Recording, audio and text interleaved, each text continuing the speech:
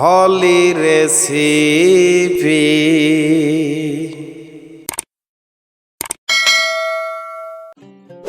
আসসালামু আলাইকুম ভিউয়ার্স, হলি recipe channel থেকে সবাইকে স্বাগতম। আজ আমি আবারও দুইটা কাবাব নিয়ে হাজির হয়েছি। আর রমজান মাসে এই দুইটা কাবাব আপনারা অবশ্যই বাসায় তৈরি করে খেতে পারবেন। তাহলে চলেন দেখে নেওয়া যাক। প্রথমে একটা পাত্র নিয়েছি, এর মধ্যে আমি দিয়ে দিলাম আলু, যেটা ম্যাশ করে রেখেছিলাম। আর ম্যাশটা অবশ্যই ভালোভাবে করে রাখতে হবে। দিয়ে দিচ্ছি পেঁয়াজ কুচি, পেঁয়াজ কুচি একটু বেশিই নেবেন আপনারা এখানে। দিয়ে দিচ্ছি পেঁয়াজ বেরেস্তা, দিয়ে দিচ্ছি কাঁচামরিচ কুচি, দিয়ে দিচ্ছি ধনিয়া পাতা কুচি, দিয়ে দিচ্ছি স্বাদমতো লবণ, দিয়ে দিচ্ছি শুকনো মরিচের গুঁড়ো 1 টেবিল চামচ, দিয়ে দিচ্ছি ধনিয়া গুঁড়া 1 টেবিল চামচ, হলুদ গুঁড়া দিলাম 1 চা চামচ, দিয়ে দিলাম বেড গ্রামস, দিয়ে দিচ্ছি সয়া সস 1 টেবিল চামচ, টমেটো কেচাপ দিচ্ছি 2 টেবিল চামচ,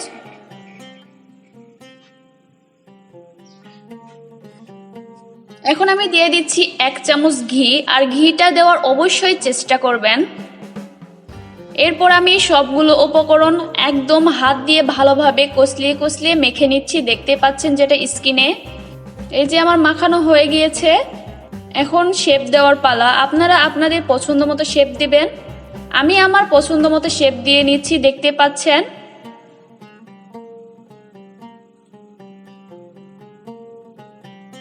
আমি মিষ্টির আকার মতো তৈরি করে নিচ্ছি, যেরকম আকার আপনারা স্ক্রিনে দেখতে পাচ্ছেন।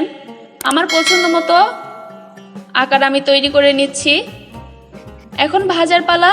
প্রথমে আমি ডিমেতে ডুবিয়ে নিলাম, এরপর বেড গ্রামসে ডুবিয়ে নিচ্ছি। আর এই কাজটা একটু ভালোভাবে করবেন।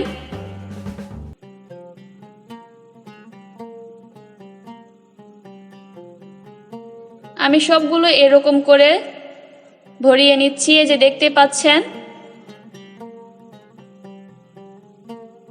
চলে আসলাম ভাজতে।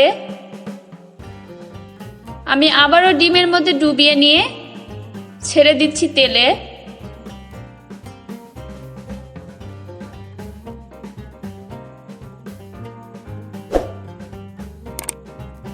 এবং উল্টিয়ে পাল্টিয়ে দিচ্ছি, দেখতে পাচ্ছেন।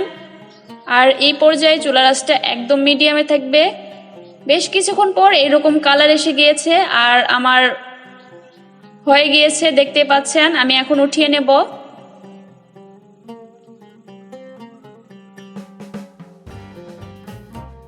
এর সাথে আমি চলে যাচ্ছি পরবর্তী রেসিপিতে। আগের রেসিপিতে যে অবশিষ্ট বাকি ছিল, সেই অবশিষ্ট থেকে আমি তৈরি করে দেখাচ্ছি অন্য একটি রেসিপি। আমি এখান থেকে অল্প একটু নিয়ে এরকম গোল গোল চ্যাপ্টা করে নিচ্ছি।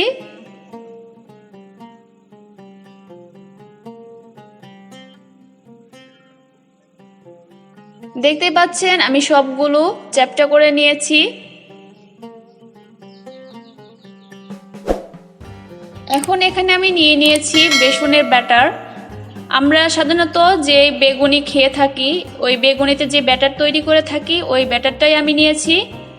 এই জন্য আমি এক্সট্রা করে আর দেখালাম না। আর যদিও আপনারা দেখতে চান তাহলে আমার রেসিপিতে আছে, আপনারা চাইলে দেখে নিতে পারবেন। এখন আমি চলে আসলাম ভাজতে। আমি ব্যাটারের মধ্যে এরকম করে ডুবিয়ে নিয়েছি একটা একটা করে এবং তেলের মধ্যে ছেড়ে দিচ্ছি।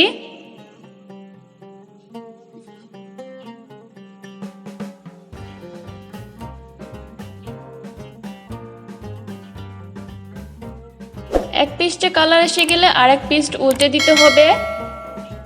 এরকম উল্টিয়ে পাল্টিয়ে আপনারা আপনাদের পছন্দ মতো কালার আসা পর্যন্ত অপেক্ষা করবেন। আমার পছন্দ মতো কালার এসে গিয়েছে, আমি উঠিয়ে নিচ্ছি। আর এইরকম করেই আমি সবগুলো ভেজে নেব।